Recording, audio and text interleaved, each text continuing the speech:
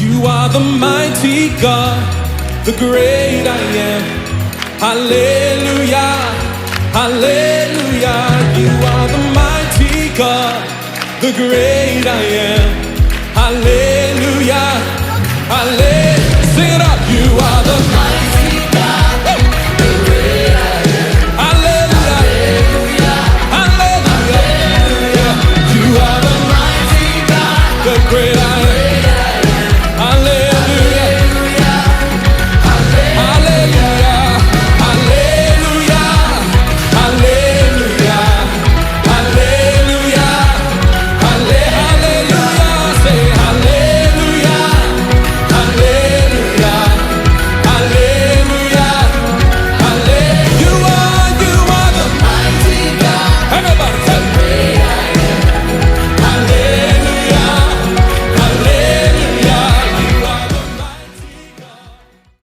Saudara sekalian, kita jumpa lagi di dalam Maranatha Bible Study. Kami percaya dan doa kami semuanya saudara semakin bertumbuh di dalam Tuhan. Dan penghalang-penghalang yang kita alami itu biarlah menjadi obat atau menjadi pupuk untuk kita terus maju dalam Tuhan.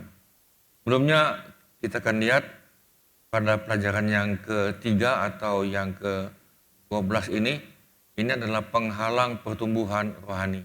Sebelumnya kita doa, Tuhan kami mau belajar sebagian daripada firman Tuhan, supaya kami tetap bisa maju dan penghalang-penghalang apapun itu tidak menjadi halangan bagi kami, bahkan itu menjadi bagi kami adalah satu naik kelas.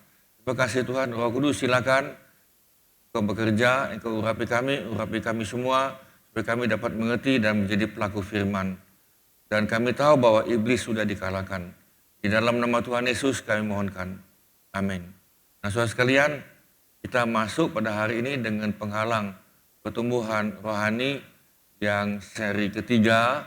Dan kita akan lihat penghalang pertumbuhan rohani. Saudara sudah mengerti bahwa ada dua kelompok. Yaitu yang pertama adalah setan dan iblis. Dan yang kedua itu adalah kedagingan.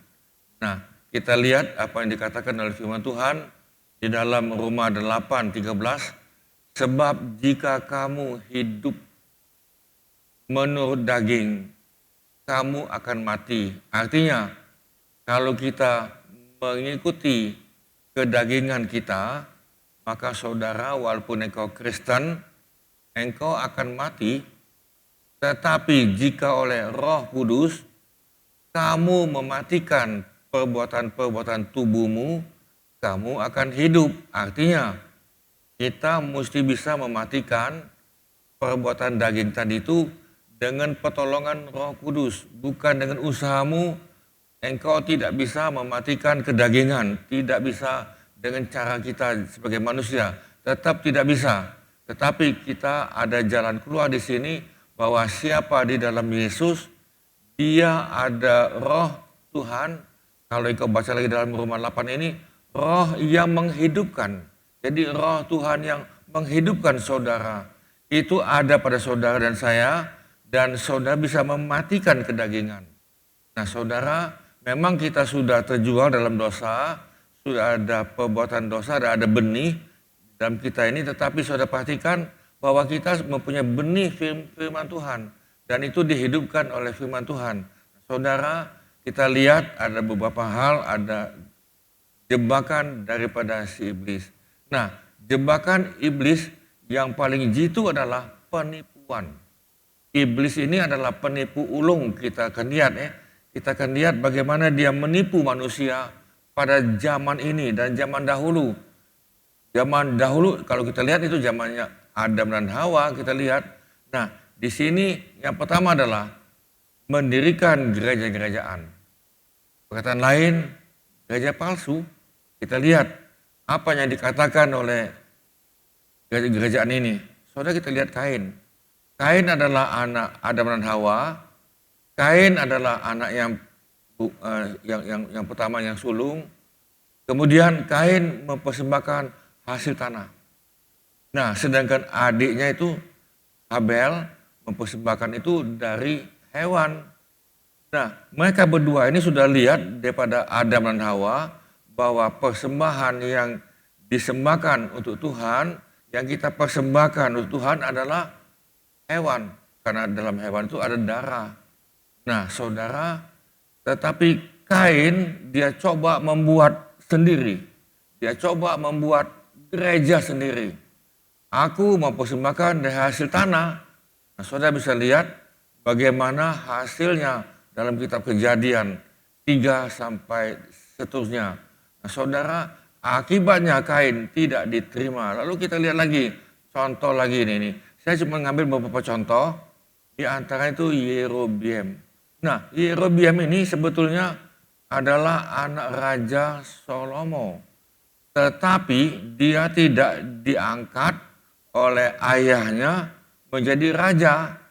Nah, ayahnya mengangkat Rehabiam.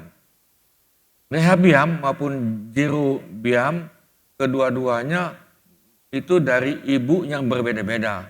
Nah, jadi saudara, Yerobeam ini dia merasa kuat dan mampu karena dia merasa dia yang lebih tua daripada Rehabiam.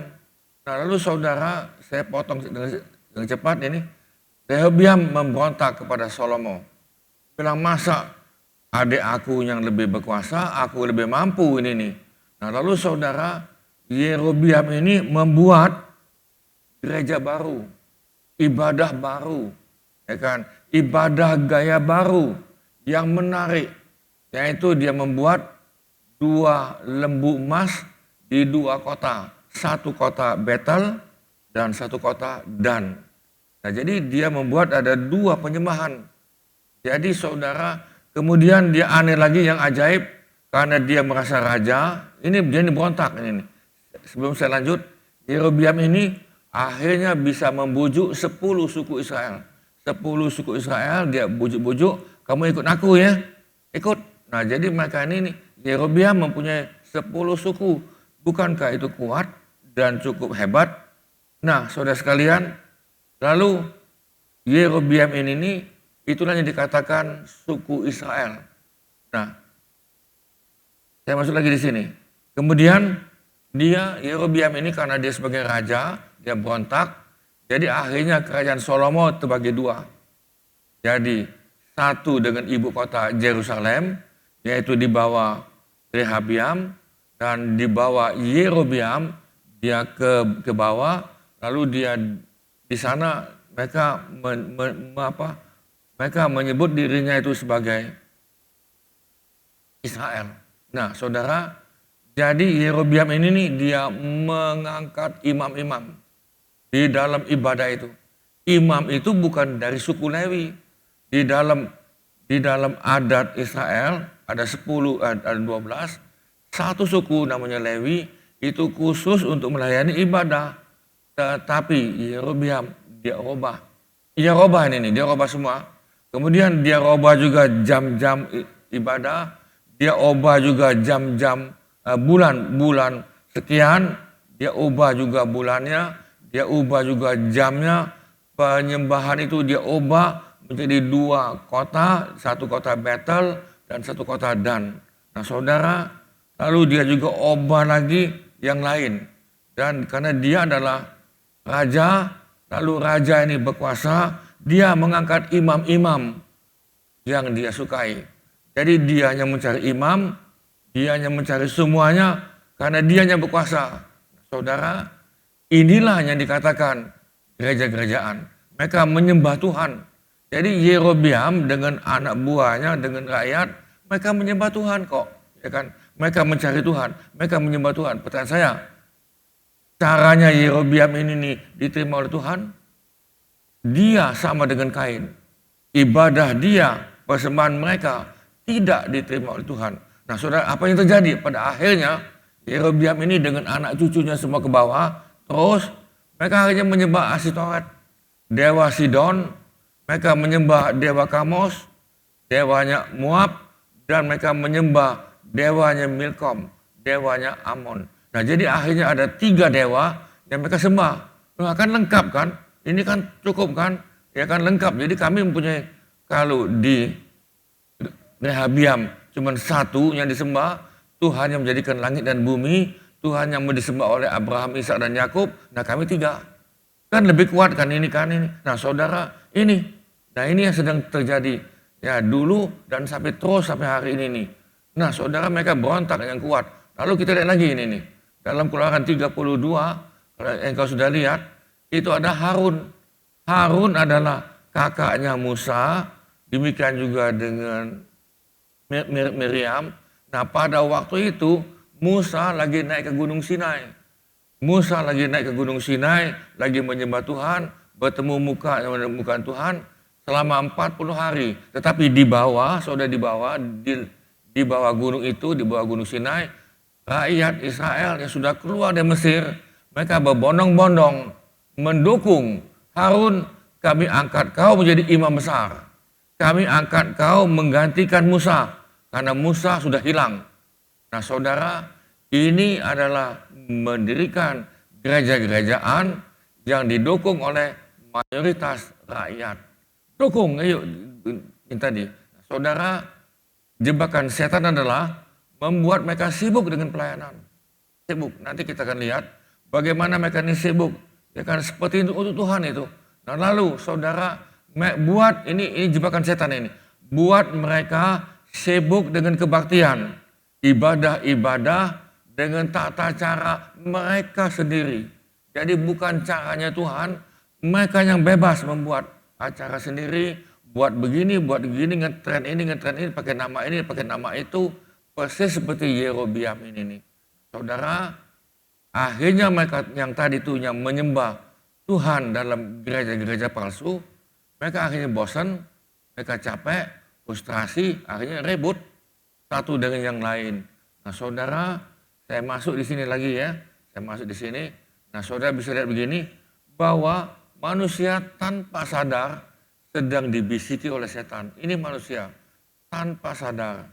Kita akan lihat pelan-pelan. Setan menghalangi manusia dipimpin oleh Roh Kudus dan firman. Itu jebakan yang kedua.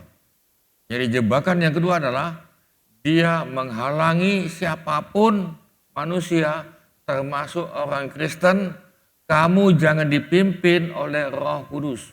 Sudah cukup. Ya kan, kamu boleh dipimpin oleh firman. Kita lihat di sini. Nah, mereka si iblis akan ngomong kepada jemaat, yuk kamu baca Alkitab. Tiap hari baca Alkitab. Silakan. Saudara, kalau kita baca Alkitab tiap hari, setannya senang dia tidak apa-apa kok itu kan. Bagi dia tidak apa-apa. Lalu saudara, setannya tadi itu ngomong lagi kepada gereja itu atau dalam apalah ini, untuk melayani Tuhan. Lalu mereka juga ikut pengajaran, khotbah. Tetapi lihat saudara di sini, tanpa kuasa Roh Kudus. 12 murid Yesus, ketika dia ikut Yesus, apa yang terjadi saudara? Tetapi setelah mereka kumpul di loteng Yerusalem, ada 120 murid, lalu mereka dipenuhi dan dikuasai oleh Roh Kudus. Saudara, apa yang terjadi? Bedanya jauh. Nah jadi pada hari ini, orang Kristen diinginkan oleh iblis baca Alkitab, melayani dengan pengajaran, khotbah, dan iblis mengiring manusia tiap hari ke gereja. Senin doa, Selasa ya pendalaman Alkitab, Rabu apalagi ibadah ini, Kamis ibadah ini. Pokoknya kamu tiap hari masuk ke dalam gereja. Dengan catatan, aku kan melayani Tuhan. Apakah memang betul Tuhan inginkan kita pelayanan dalam gereja tiap hari? Saudara, akibatnya tadi mereka terlibat dalam tanpa dipimpin oleh Roh Kudus, tanpa kuasa Roh Kudus, hidup mereka tidak ada perubahan. Hidup mereka, karakternya, sifatnya tidak seperti Yesus. Saudara, kita sudah melihat, sudah sekian puluh tahun orang Kristen aktif dalam gereja, bisa melayani, bisa pengajaran, bisa konseling, bisa khotbah, tetapi hidup mereka tidak ada perubahan. Karakter mereka sama seperti dulu, entah tersinggung, entah ngambek, entah kecewa, yuk keluar.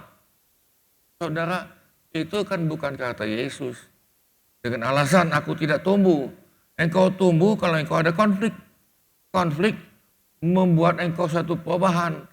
Konflik itu membangun engkau. Dan bukan menghancurkan engkau. Nah saudara sekalian, dia tidak jadi contoh di dalam gereja, di dalam masyarakat apalagi. Dia hanya contoh dalam gereja, dalam gedung gereja. Oh bagus bapak ini, ibu ini nih. Tapi di luaran, nah buat mereka mencintai gerejanya. Jadi buat umat itu mencintai gerejanya. Buat mereka cinta gereja.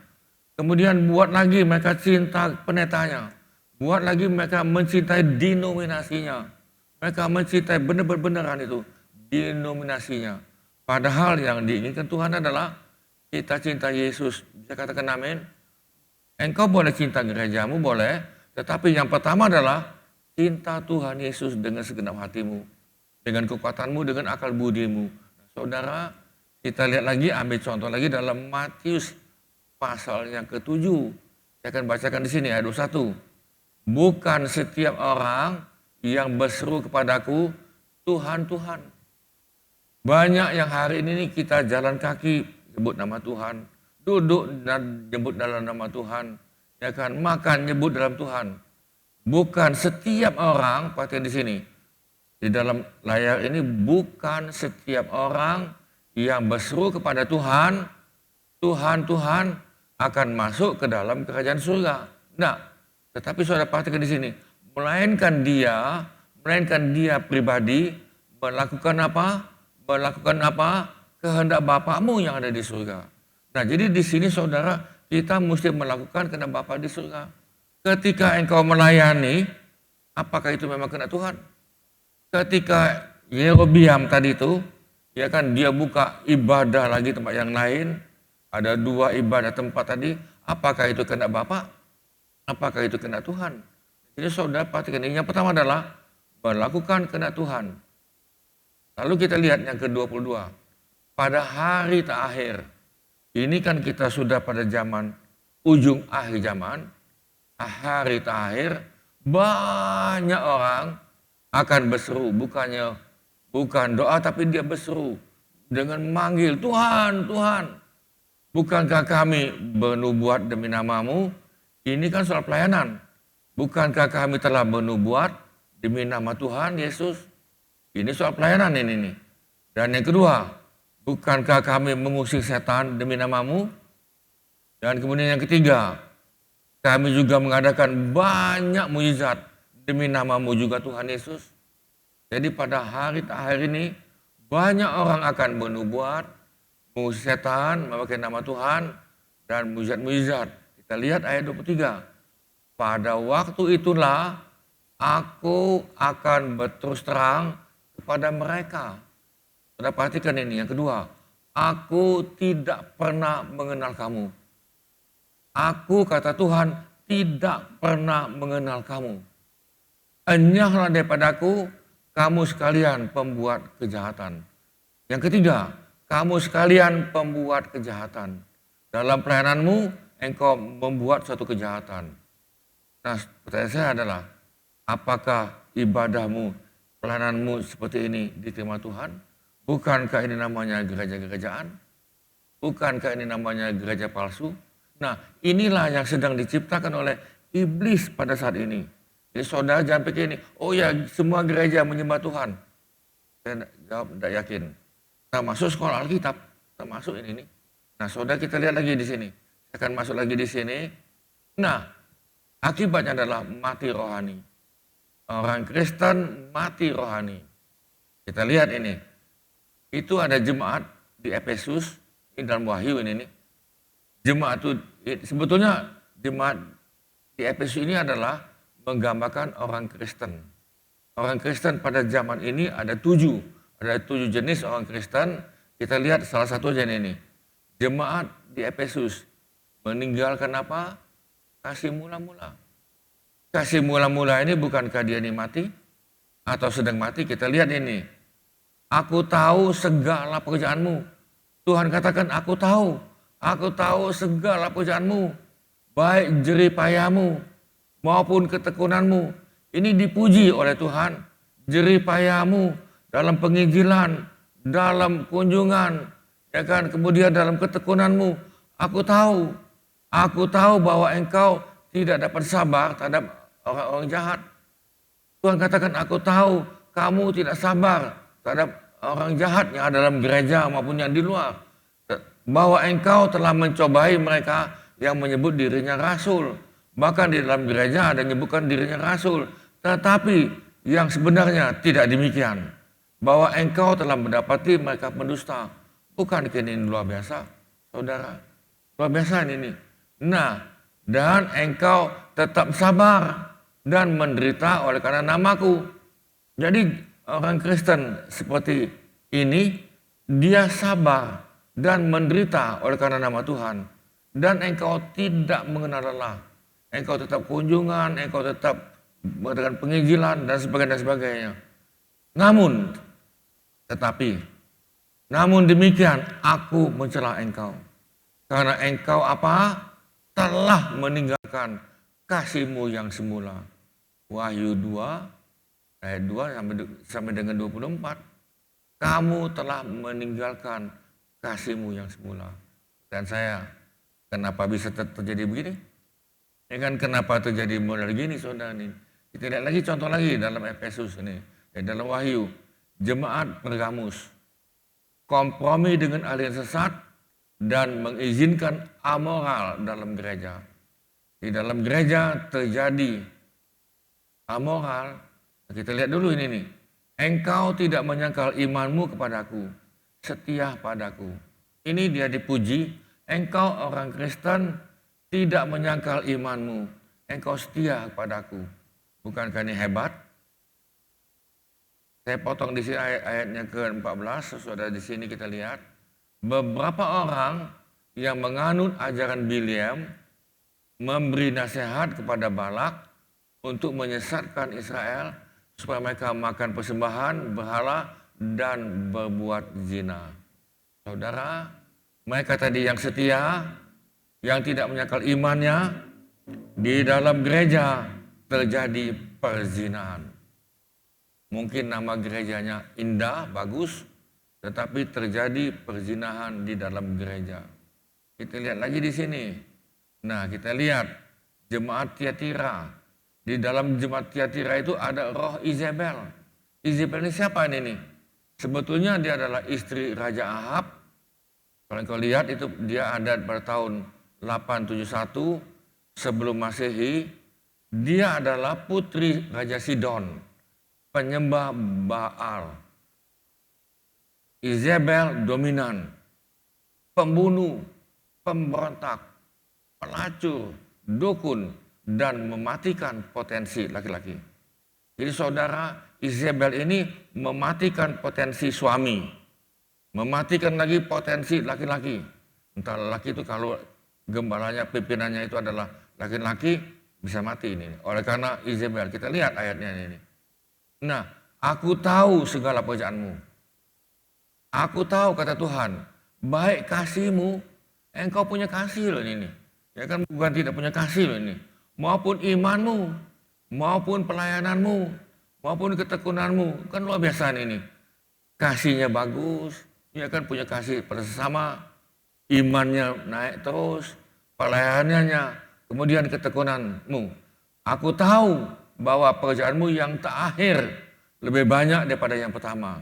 Kata Tuhan, aku tahu engkau berkorban pada yang terakhir ini kalau banyak berkorban. Tetapi aku mencela engkau karena engkau membiarkan wanita Izebel yang menyebut dirinya Nabia mengajar dan menyesatkan hamba-hambaku supaya berbuat zina dan makan persembahan-persembahan berhala. Saudara, Nabi ini, Nabia ini Izebel, roh Izebel, saudara, kita mesti hati-hati, itu ada dalam gereja. Nah, saudara, dia akan mengajar pada hamba Tuhan, pemimpin untuk kompromi dengan dosa, dengan zina yang lain. Kita lihat lagi di sini, jemaat Sardis. Engkau dikatakan hidup, padahal engkau mati. Nah, jemaat di sini, ini orang Kristen dikatakan hidup, tapi dia ini mati ini. Dikatakan hidup, dia datang dalam gereja mungkin sekian bulan. Dikatakan mati, dia datang. Setahun mungkin beberapa kali dia datang ke gereja. Tapi apa kata Tuhan tadi sini? Bangunlah, kuatkanlah apa yang masih tinggal, yang sudah hampir mati. Sebab tidak satu pun pekerjaanmu aku dapati sempurna di hadapan Allahku.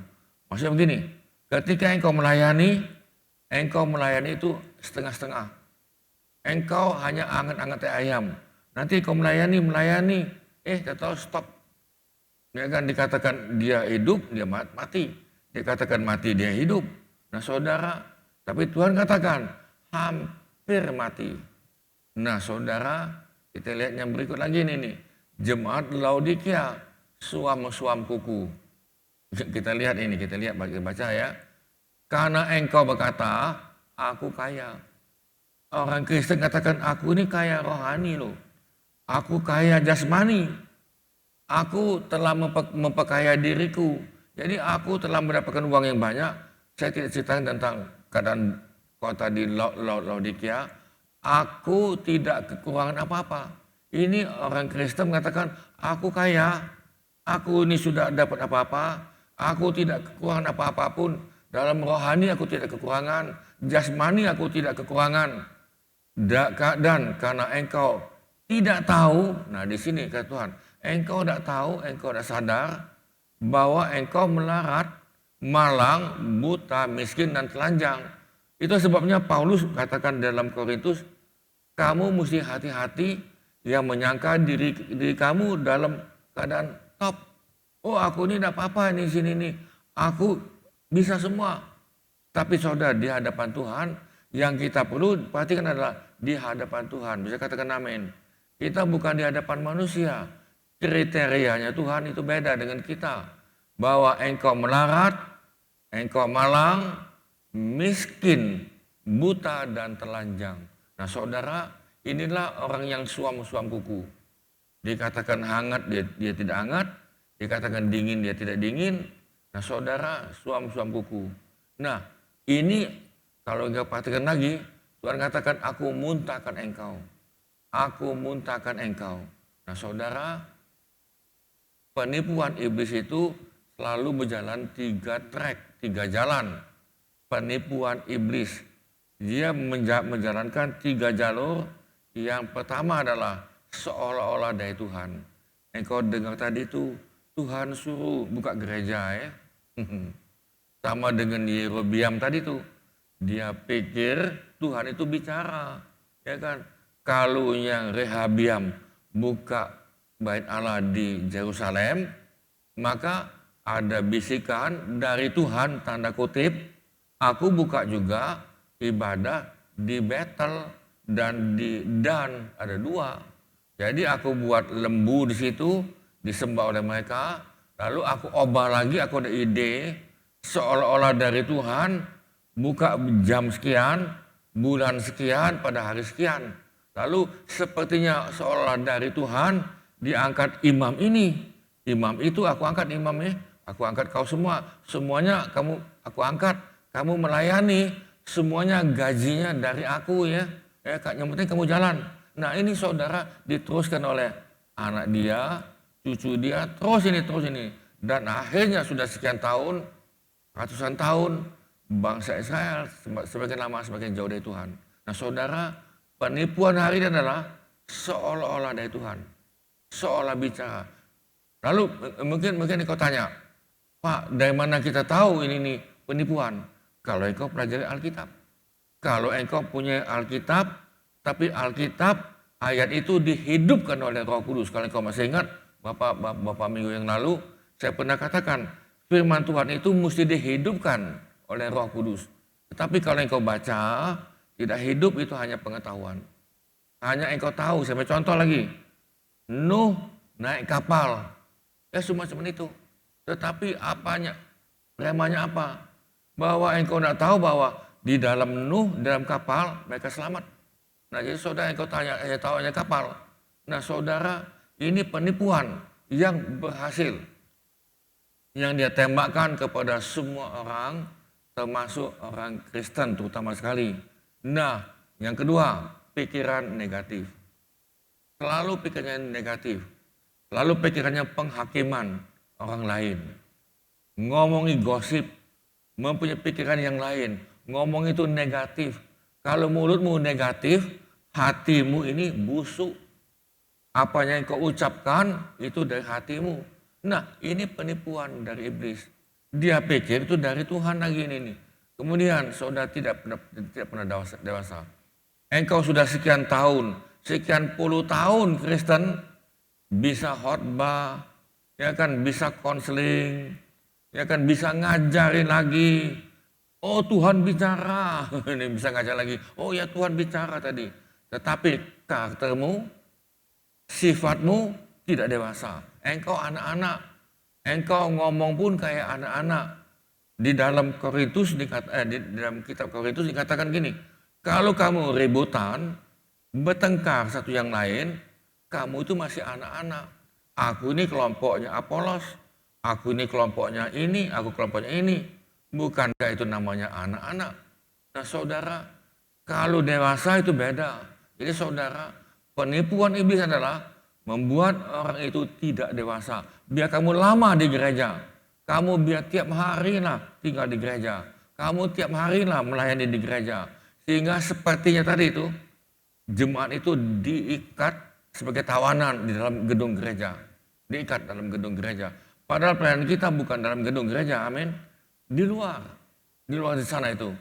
Bagaimana di tempat engkau usahamu, di kantormu pegawaimu bisa tidak melihat bahwa engkau adalah Tuhan. Engkau mempunyai sifat seperti Yesus. Di dalam tokomu, dalam usahamu, mereka langgananmu bisa lihat tidak bahwa engkau adalah anak Tuhan. Bisa mereka lihat tak itu. Lalu di sekolah, di dalam sekolah tadi, apakah kawan-kawanmu bisa melihat bahwa engkau adalah anak Tuhan? Demikian juga ibu-ibu dalam rumah tangga, di dalam kampung, di pasar. Mereka bisa melihat tidak bahwa engkau adalah anak Tuhan? Saudara jangan begini. Ada ibu-ibu ini nih, dia belanja sedikit, hanya tempe sedikit, minta kertas yang dibungkus dengan bagus, dikasih dengan kantong plastik yang jelek, dia tidak mau, dia mau minta kantong yang bagus. Saudara, suatu nawar lagi. Saudara, kita perlu dewasa dalam Tuhan, amin. Padahal ibu itu kalau bicara tentang firman, dalam gerejanya nomor 1 itu. Tapi di luaran. Nah saudara, kita begini. Nah ini yang seharusnya ini. Ini yang seharusnya adalah, saudara, ada 3 hal. Jemaat itu, orang Kristen mempunyai pengertian atau pengajaran bahwa iman, kalau engkau percaya pada Yesus, iman kepada Yesus harus menghasilkan perbuatan dan pertumbuhan dalam karakter Yesus Tuhan. Saya tidak buka ayat ini. Nanti kapan-kapan kita akan buka ayat ini untuk kita lihat bagaimana ini. Jadi saudara, imanmu itu mesti menghasilkan perbuatan. Iman tanpa perbuatan adalah mati. Lalu adanya pertumbuhan. Pertumbuhan ini kapan engkau akan tumbuh? Kalau engkau tumbuh ketika engkau mempunyai konflik lagi. Konflik dengan suamimu, konflik dengan keluargamu, konflik dalam gereja. Saudara, ini membutuhkan ketekunan. Ketekunan ini, pertumbuhan itu engkau mesti, contoh lagi ini. Tumbuh-tumbuhan yang paling cocok adalah di dalam gedung ini. Ya kan? Tiap hari kita siram. Tiap hari disiram. Lama-lama menjadi pohon bonsai. Tetapi kalau di luar di sana, ada matahari, ada hujan, ada panas, ada angin ribut segala macam. Nah, saudara, itu yang membuat engkau tumbuh. Jadi tumbuh ini perlu ketekunan. Dan akhirnya pelan-pelan dalam hidupmu tanpa engkau terasa menghasilkan karakter seperti Yesus. Nah ketika engkau bisa menghasilkan sifatmu seperti Yesus, engkau akan punya murid. Kenapa orang Kristen tidak punya murid? Karena tingkah lakunya itu tidak menjadi teladan. Paulus mengatakan, kalau kamu mau lihat Yesus, lihat aku. Kalau kamu mau lihat Yesus, lihat aku, lihat karakter aku. Karena aku contoh daripada Tuhan Yesus. Dan jadi saudara, yang seharusnya adalah yang pertama adalah engkau dan saya menjadi anak Tuhan, menjadi hamba Tuhan sekalipun, mesti menghasilkan karakter seperti Yesus.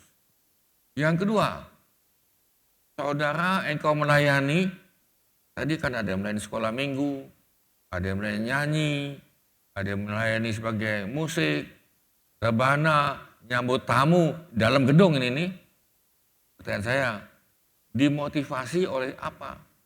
Apa yang mendorong engkau melayani? Apa yang mendorong engkau melayani? Apakah engkau didorong oleh kasih Tuhan, agape, karena engkau sudah merasakan kasih Tuhan? Aku sudah merasakan kasih Tuhan. Aku sudah dosa, aku sudah diampuni. Aku sudah diampuni dan aku mau membalas kasih Tuhan. Yuk kita melayani. Apakah itu? Kemudian yang kedua, apakah engkau melayani digerakkan oleh Roh Kudus? Atau engkau melayani ada maksud-maksud tertentu? Aku melayani digerakkan saudara seperti dalam bukunya Rick Warren, The Purpose Driven Life. Pada hari keempat dia katakan begini, engkau melayani, engkau bertumbuh, engkau baca Alkitab, siapa yang menggerakkan engkau? Apa yang menggerakkan engkau? Nah, tetapi kalau kita digerakkan oleh Roh Kudus, maka engkau akan melayani dengan Roh Kudus. Tetapi ada lagi engkau digerakkan oleh lain. Kita digerakkan oleh motivasi lain. Ambil contoh ini nih. Saya dulu, ini nih, saya membuka usaha dagang. Lalu saya tanya dalam diri saya, apa yang menggerakkan saya buka dagang? Apa yang menyebabkan, yang menggerakkan saya dagang?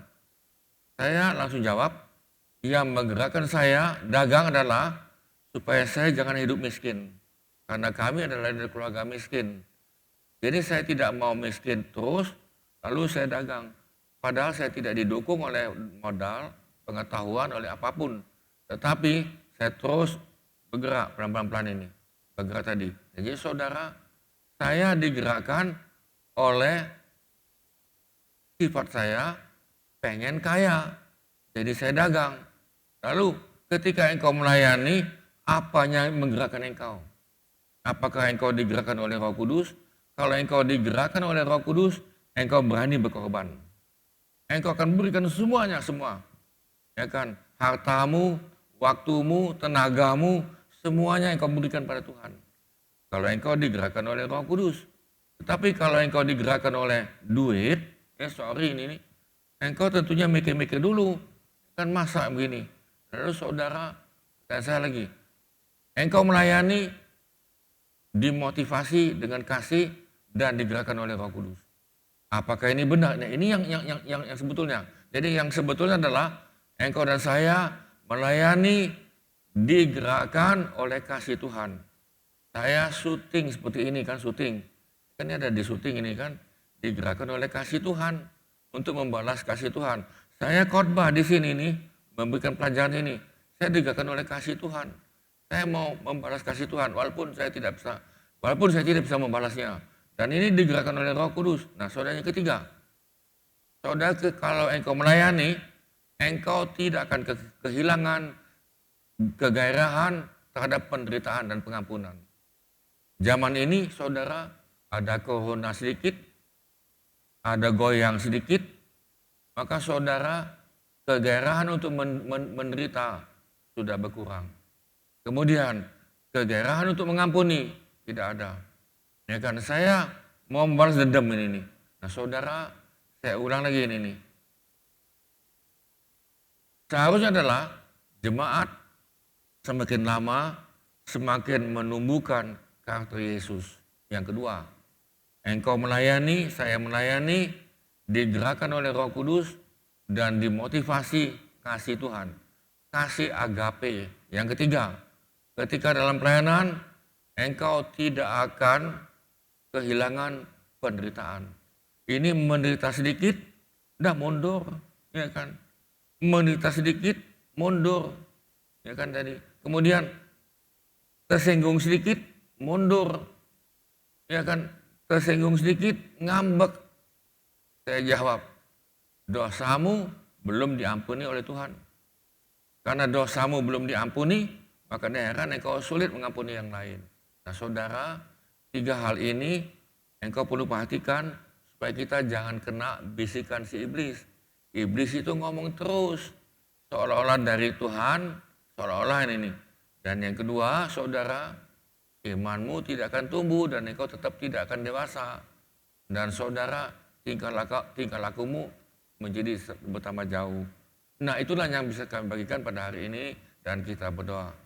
Tuhan terima kasih, biarlah kami Tuhan tetap bertumbuh dalam Tuhan dan biarlah kami dapat peka mendengar suara Tuhan dan bukan seolah-olah dari Tuhan. Dan biarlah kami punya pikiran seperti pikiran Yesus. Sebab pikiran kami kalau kami digerakkan oleh Roh Kudus, kalau Roh Tuhan ada pada kami, Roh Tuhan yang menghidupkan firman pada kami, maka kami akan mempunyai pikiran seperti Yesus dan perasaan seperti Yesus. Dan Tuhan, Engkau ingin kami semakin dewasa, karena kami sadar anak-anak itu hanya bisa pelayanan-pelayanan, gereja-gerejaan, ibadah-ibadahan, itu anak-anak. Tapi biar kami dewasa, kami berani berkorban, dan kami menunjukkan sikap sebagai anak Tuhan yang dewasa. Terima kasih Tuhan, terima kasih. Terima kasih. Saudara sekalian, sebelum kita tutup, kami mau mendoakan saudara yang sakit. Yang saudara lagi lihat dalam TV ini atau dalam pelajaran ini ada yang sakit. Kami mau berdoa untuk saudara. Saudara, tumpangan tangan di tempat yang sakit. Tuhan, kami mematahkan dan kami perintahkan yang sakit keluar dalam tubuh kami. Baik itu kanker, tumor, atau apapun, kami perintahkan kau keluar. Dan kami perintahkan untuk darah kami, untuk pembuluh darah kami, untuk berfungsi dengan normal. Kami lepaskan kesembuhan oleh karena darah Yesus. Terima kasih Tuhan, terima kasih. Saudara sekalian, kita berdoa untuk negara kita, Republik Indonesia. Tuhan memberkati akan pemimpin negara kami ini di atas sampai ke bawah, dari presiden sampai ke RW, termasuk kepolisian dan tentara. Tuhan berkati, berikan kekuatan dan berikan kemampuan dan semangat, termasuk semua tim medis, dokter dan para perawat yang lagi merawat mereka yang terkena di dalam COVID-19 ini. Terima kasih Tuhan, kami berkati mereka semua.